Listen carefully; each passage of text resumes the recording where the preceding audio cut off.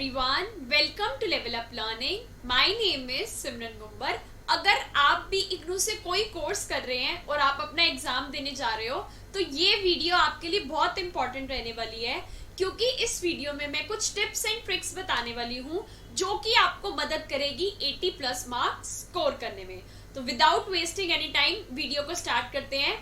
इस वीडियो में मैं आपको बताऊंगी कि आपको अपना क्वेश्चन पेपर कैसे अटेंड करना होता है, इग्नू में आपको कैसी शीट्स मिलती हैं, कितनी शीट्स होती हैं, क्या एक्स्ट्रा शीट मिलती है या नहीं, 10 मार्क्स के क्वेश्चन के लिए कितने शीट्स पे लिखना होता है, 20 मार्क्स के क्वेश्चन के लिए कितनी शीट्स पे लिखना होता है और किस हिसाब से क्वेश्चन को अटेंड करना होता है. उसके लिए मैंने यहाँ पर एक सैंपल आंसर भी लिखा है कि प्रॉपर आप अगर आंसर लिखोगे तो कैसे लिखोगे.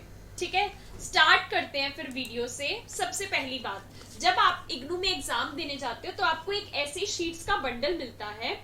ऐसी शीट्स का बंडल देखो, जैसे मैंने एक सैंपल के लिए यहाँ पर लगाया हुआ है. इसके अंदर अप्रोक्सीमेटली अगर आप शीट्स काउंट करो, जैसे मैं काउंट करूं 1, उसके बाद 2, 3, ऐसे 4. अगर आप टोटल शीट्स काउंट करो तो अप्रोक्सीमेटली 24 शीट्स होती हैं. ठीक है, आपको एक्स्ट्रा शीट नहीं मिलती, कोई भी सप्लीमेंट्री शीट नहीं मिलती. इसी बंडल में आपको अपना पेपर कंप्लीट करना होता है. अब पेपर तो कंप्लीट करना होता है, इसमें अब मैम हिसाब कैसे लगाएं, एक क्वेश्चन के लिए कितना लिखना चाहिए या कितना नहीं.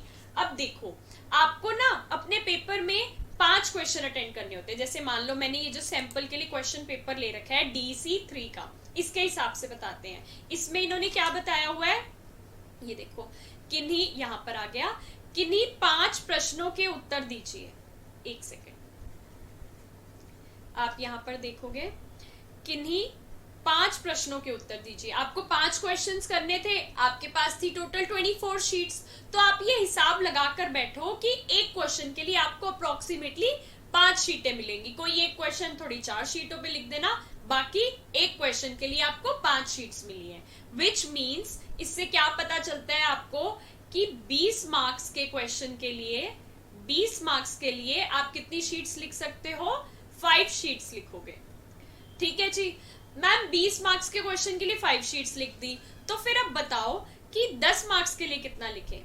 10 मार्क्स के लिए अप्रोक्सीमेटली 2 या 2.5 शीट्स.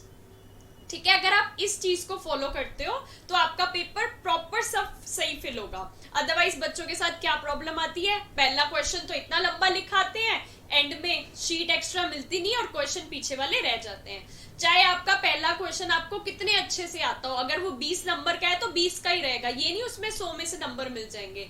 तो इस बात का सब जरूर ध्यान रखेंगे.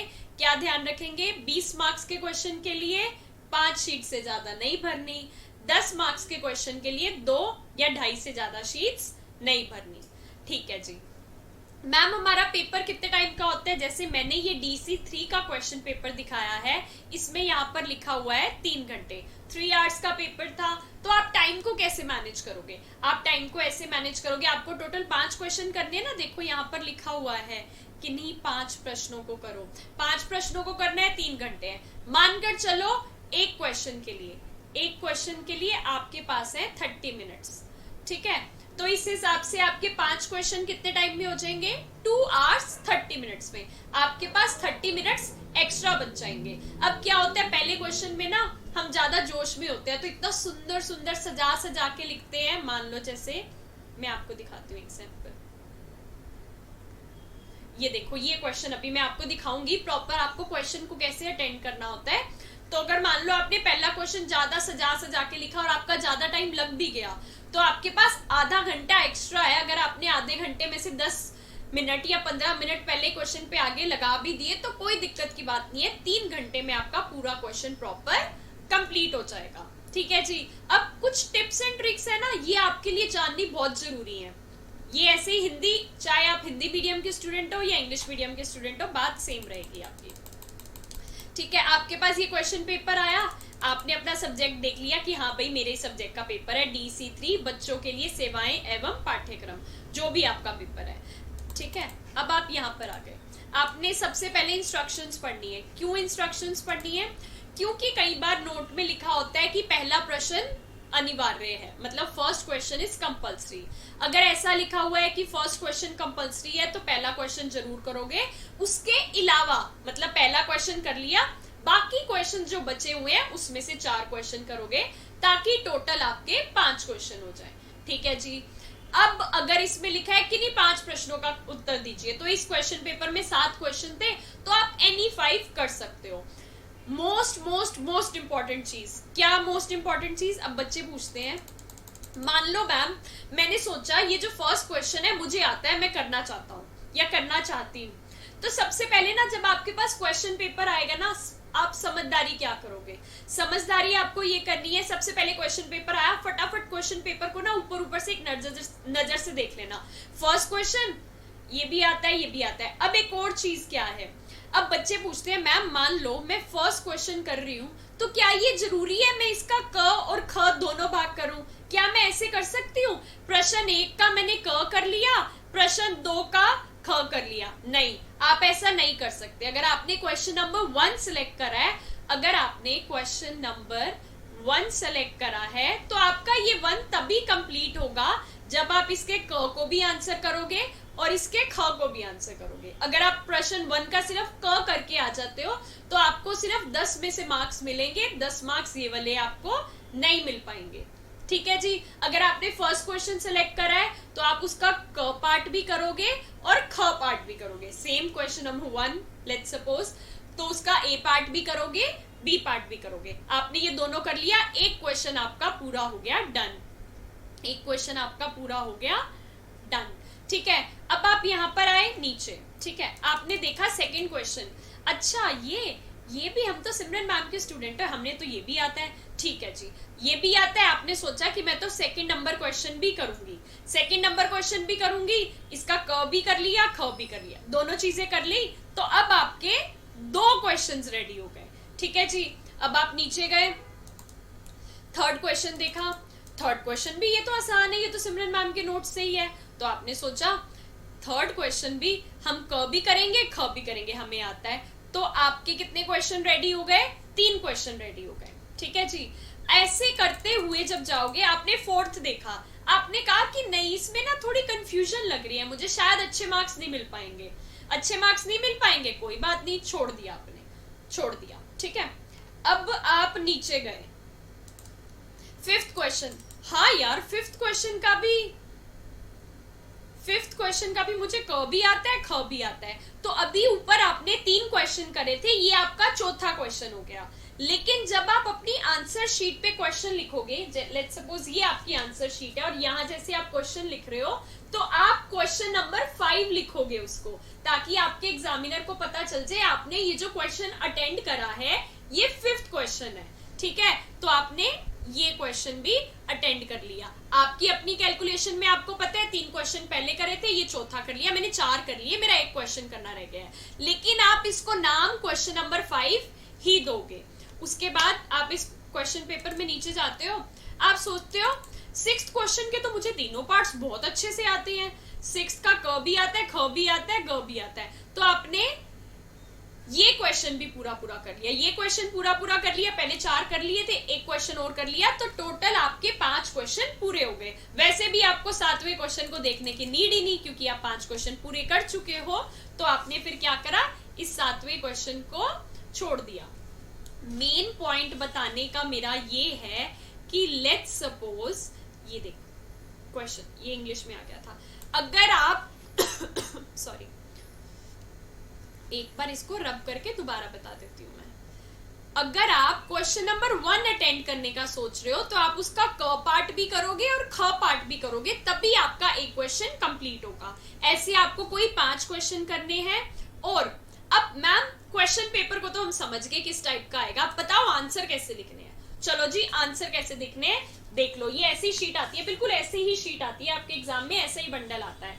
अप्रोक्सीमेटली 24 शीट्स होती हैं, एक्स्ट्रा शीट्स नहीं मिलती, तो इसी में सब कुछ करना होता है। तो मैंने आपके लिए एक सैंपल आंसर लिखा है 10 मार्क्स का। सबसे पहले आप क्या करोगे, आपको फर्स्ट क्वेश्चन आता था, आपने क्या करा, यहाँ पे जो एक और चीज, आप अपने पेंसिल पाउच जो लेकर जाओगे, आपको अपने पेपर में किस किस चीज से आंसर लिखने हैं। ठीक है, blue pen, black pen, blue pen, black pen और पेंसिल। पेंसिल से आप डायग्राम बना सकते हो। ब्लू ब्लैक पेन, आपको क्वेश्चन मतलब हेडिंग लिख देना ब्लैक पेन से, आंसर लिख देना ब्लू पेन से। कोई डायग्राम बनाना है, फ्लो चार्ट बनाना है पेंसिल से, स्केल आपके फ्लो चार्ट बनाने में या किसी ड्राइंग को बनाने में काम आ जाएगा।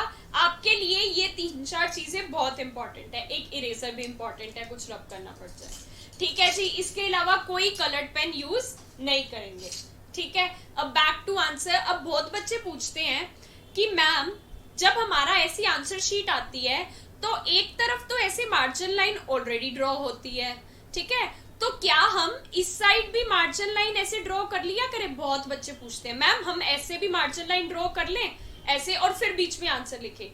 द आंसर इज नो, आपको ऐसे मार्जिन लाइन इस साइड ड्रॉ नहीं करनी। क्यों नहीं करनी आंसर? क्योंकि देखो पहले इतनी सी शीट है, तुम्हें पहले ही कम शीटें मिल रही है, उसमें भी तुम मार्जिन लाइन ड्रॉ कर करके इतना इतना लिखोगे तो एग्जामिनर को समझ आ जाता है कि इस बच्चे को आता नहीं है, बस जगह को कम करने की कोशिश कर रहा है। और ऑल्सो आपके पास पेपर में इतना टाइम नहीं होता कि सारी शीटों पे आप लाइंस डालते रहो। तो एक साइड मार्जिन लाइन डली हुई है, ठीक है, दूसरी साइड आपको खुद को नहीं डालनी, ठीक है, समझ आ गया। ये हम इरेज कर देते हैं, ठीक है। बिल्कुल शांति से समझेंगे सारी की सारी चीजों को। अब आए हम क्वेश्चन नंबर, देखो आपने क्या करा, क्वेश्चन स्टार्ट जब करोगे ना सेंटर में ऐसे लिखना प्रश्न 1 क पार्ट और इसका बॉक्स बना देना। ऐसे बॉक्स बना दिया, इससे क्या होता है कई बार ना साइड वाले में जो आपने क्वेश्चन नंबर 1 लिखा होता है ना वो छुप जाता है, तो टीचर को पता ही नहीं चलता कि न्यू क्वेश्चन स्टार्ट हो गया है। तो आप ऐसे बीच में लिखोगे प्रश्न नंबर 1 क पार्ट, बॉक्स बना देना ताकि अलग से हाईलाइट हो जाए। 10 मार्क्स का मैं ये बता रही हूं, 10 मार्क्स क्वेश्चन, 10 मार्क्स का क्वेश्चन कैसे अटेंड करना है, ठीक है। अब ये बात बोलना मैम यहाँ तो आपकी राइटिंग इतनी सुंदर है और यहाँ कैसे लिख रहे हो? यहाँ पर पेन टैप से थोड़ी गंदी आती है राइटिंग, ठीक है। इधर आपने क्या लिखा, उत्तर 1 क पार्ट, यहाँ भी लिख दिया। कोई हमने चांस नहीं छोड़ना कि टीचर के हमें कोई दिखे ना, मतलब टीचर को ऐसा लगे ना कि ये आंसर का है और आपके मार्क्स कट जाए। सुंदर सुंदर हैंड राइटिंग में 10 मार्क्स का क्वेश्चन था, उस क्वेश्चन से रिलेटेड हमने छोटा सा क्या दिया, इंट्रोडक्शन, मतलब जो वो क्वेश्चन में पूछ रहे हैं उसकी एक ब्रीफिंग दी कि इस क्वेश्चन में ऐसा ऐसा होना चाहिए। 10 मार्क्स का क्वेश्चन है तो हमने उसकी एक ब्रीफिंग दे दी और 2 छोटे छोटे पॉइंट्स लिख दिए। उसके बाद बोलोगे ये मैम क्या कर दिया, हमारी शीट कैसे बना दी, ठीक है। अब उसके बाद हमने क्या करा, हमने एक फ्लो चार्ट बना दिया। फ्लो चार्ट यहाँ पर बना दिया कि जो क्वेश्चन में पूछा गया है उसके मेन जो पॉइंट्स है उसका हमने फ्लो चार्ट बना दिया। 10 मार्क्स का क्वेश्चन है, हमने फ्लो चार्ट बना दिया कि प्रारंभिक बाल्यावस्था देखभाल प्रदान करने के महत्व, 5 हमने पॉइंट्स लिख दिए। 10 मार्क्स क्वेश्चन के लिए 5 पॉइंट सफिशिएंट होते हैं, 1 2 3 4 5 ऐसे फ्लो चार्ट बना दिया, ठीक है। फ्लो चार्ट बना दिया, नेक्स्ट पेज पे जाते हैं। अब हम नेक्स्ट पेज पे हमने कैसे लिखा, फर्स्ट, ठीक है, फर्स्ट हमने ऐसे लिख दिया निर्णायक अवधियां, ब्लैक पेन से लिख दिया और उसके डॉट डॉट डाल के यहां से स्टार्ट कर दिया। जीवन में पहले वर्ष, यहां से जब आप स्टार्ट करते हो ना तो ऐसे ऐसे लिखते जाना। सेकेंड लाइन आप यहां से स्टार्ट ना करके आप यहां से स्टार्ट करोगे, ठीक है। क्यों? ताकि आपकी जो हेडिंग है वो अलग से दिखती रहे और वो उसके अंदर मिक्स ना हो जाए। अगर मैंने ये अवधियां शब्द यहां से शुरू कर दिया होता तो आपकी जो हेडिंग थी वो मिक्स हो जाती, इसलिए हमने उसको थोड़ा सा दूर रखा है यहाँ से। फिर थर्ड लाइन से नॉर्मल ऐसे स्टार्ट कर देना। ऐसे करने के बाद आपको पता है आपकी सिमरन मैम आपको हमेशा समझाती है इंट्रोडक्शन जरूरी है, फ्लो चार्ट जरूरी है, आपके पॉइंट्स में उदाहरण जरूरी है। आपने उदाहरण लिखा तो पता चल जाएगा टीचर को कि हाँ आप रियल लाइफ एग्जांपल डाल रहे हो, पक्का 80+ मार्क्स मिलने ही मिलने हैं, मेरे स्टूडेंट्स के आते हैं 80+, ठीक है। तो उदाहरण लिख दोगे आप उससे रिलेटेड। फिर आपने क्या करा, सेकंड पॉइंट वैसे ही लिख दिया, फिर उसका उदाहरण, थर्ड पॉइंट उसको एक्सप्लेन कर दिया, उसके बाद नेक्स्ट शीट, ठीक है, उसका भी उदाहरण आ गया। फिर आ गया यहाँ पर फोर्थ, उसका उदाहरण आ गया, फिफ्थ उसका उदाहरण आ गया। जब आप एक आंसर इतना प्यारा और सुंदर लिख कर आते हो तो एंड में क्या करा करो, छोटा सा एक निष्कर्ष डाल दिया करो। हिंदी वाले निष्कर्ष, इंग्लिश वाले कंक्लूजन, कि पूरे आंसर को रैप अप करके हमारा क्या कंक्लूडिंग निकल कर आता है कि अगर ये इंपॉर्टेंट है तो क्यों इंपॉर्टेंट है प्रारंभिक बाल्यावस्था देखभाल। 2-3 लाइनों का ही लिखना होता है, ऐसे लिखते हैं ना। जब आप ऐसा लिख कर आओगे तो आपको पता है आपको कितने मार्क्स मिलेंगे। 10 में से आपको पूरे 9 मिलने के चांसेस हैं। पूरे 9 में इसलिए कह रही हूँ क्योंकि आप बड़ी क्लासेस में हो, कॉलेज स्टूडेंट्स हो, टीचर्स बनने वाले हो, तो 10 में से 10 तो 10 में से 10 तो वैसे भी किसी को नहीं मिलते, मैक्सिमम 9 ही मिलते हैं। लेकिन जब आप इतना अच्छा क्वेश्चन अटेंड कर कर आओगे तो आपको 9 मार्क्स मिलेंगे। इस हिसाब से ये आप देख सकते हो 10 मार्क्स का क्वेश्चन हमें ज्यादा अच्छे से आता था तो हमने 3 शीट्स पे लिख दिया। मैंने आपको स्टार्टिंग में बताया है, क्या बताया है फिर से देख लो। 20 मार्क्स का क्वेश्चन अप्रोक्सीमेटली 5 शीट्स पे लिखोगे। 10 मार्क्स का क्वेश्चन 2, 2.5 या 3, जैसा आपको सही लगे वैसा कर सकते हो। अगर एक क्वेश्चन अटेंड कर रहे हो तो उसके सारे पार्ट्स अटेंड करोगे, ठीक है। इसके साथ साथ अगर आप इग्नू से कोई भी कोर्स कर रहे हो, आपको इंपॉर्टेंट क्वेश्चन आंसर्स की पीडीएफ चाहिए, गेस्ट पेपर्स चाहिए, सॉल्व्ड असाइनमेंट चाहिए, प्रोजेक्ट चाहिए। लेट्स सपोज आप इग्नू से कोई भी कोर्स कर रहे हो, डीईसी कर रहे हो, तो आपको अपने सॉल्व्ड असाइनमेंट चाहिए, प्रोजेक्ट चाहिए विद डिफरेंट एग्जांपल्स का, इंपॉर्टेंट क्वेश्चन आंसर्स चाहिए, या डीईसी के लिए तो मेरा अपना एग्जाम प्रिपरेशन कोर्स है, उसमें मैं पढ़ाती हूँ, तुम्हें प्रॉपर सारी की सारी वीडियोस मिलती हैं, पीडीएफ्स मिलती हैं, गेस्ट पेपर्स चाहिए। अगर आप इग्नू से कोई भी कोर्स कर रहे हो, उसके सॉल्व्ड असाइनमेंट, प्रोजेक्ट और गेस्ट पेपर्स आपको लेवल अप लर्निंग के कांटेक्ट नंबर से मिल जाएंगे। लेवल अप लर्निंग का कांटेक्ट नंबर आपको वीडियो पर शो हो रहा होगा, वहां पे व्हाट्सएप करके आप अपना सब्जेक्ट कोड भेज देना और अपना मीडियम लिख देना, हम आपको guest paper, solved assignment, project दे देंगे। वो गेस्ट पेपर्स इतने अच्छे होंगे, इतनी वेल क्वालिफाइड टीम ने हमारे रिसर्च करके बनाए हैं कि इस बार ये क्वेश्चन आने का चांस है, ये इंपॉर्टेंट कॉन्सेप्ट है, और बच्चों के उनसे ही मतलब पूरा साल तो पढ़ने की नीड ही नहीं, वही पढ़ के इतने अच्छे अच्छे मार्क्स लेकर आते हैं, for which I feel really grateful कि हम बच्चों के लिए मेहनत करते हैं और वो चीजें बच्चों को मदद करती हैं। तो इन चीजों का जरूर ध्यान रखना, आपके एग्जाम्स बहुत अच्छे जाएंगे और आप 80+ मार्क्स स्कोर करोगे। अपने फ्रेंड्स के साथ इस वीडियो को जरूर शेयर कर देना, इससे हमें मोटिवेशन मिलती है कि हमारा पढ़ाया हुआ बच्चों को समझ आ रहा है। Thank you very much for watching. Telegram channel का लिंक वीडियो के डिस्क्रिप्शन में गिवन है, उसे ज्वाइन कर लेना ताकि आपको इग्नू से रिलेटेड सारे अपडेट्स टाइम टू टाइम मिलते रहे। All the very very best. अच्छे से एग्जाम्स करके आना, जो मैंने आपको टिप्स एंड ट्रिक्स बताई हैं इन सबको फॉलो करना, तुम्हें डेफिनेटली अच्छे मार्क्स मिलेंगे। Thank you.